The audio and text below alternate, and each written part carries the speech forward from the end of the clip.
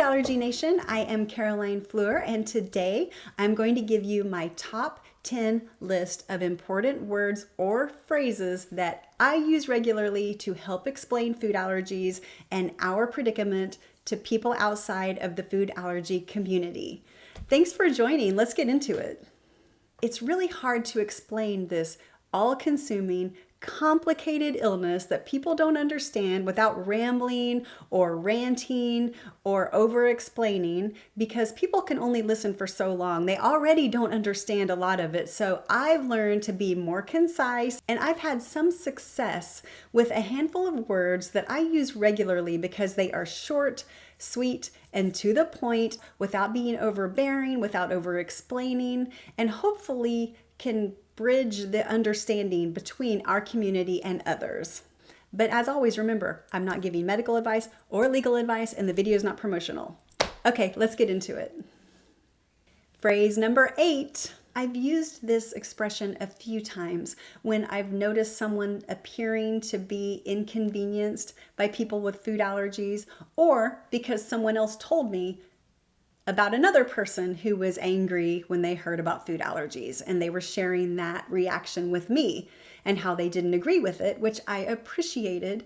And I say food allergies are the one disability where people are angry with the person who has the illness, which doesn't make any sense because the people with food allergies don't want to do all the things they're doing. They have no choice but to do it to ensure their safety. They have to ask questions. They have to know what kind of environment they're walking into. They have to know about work events and field trips and going to people's houses. It's just part of life, but people get angry at them for their illness, which they didn't do anything to bring on themselves.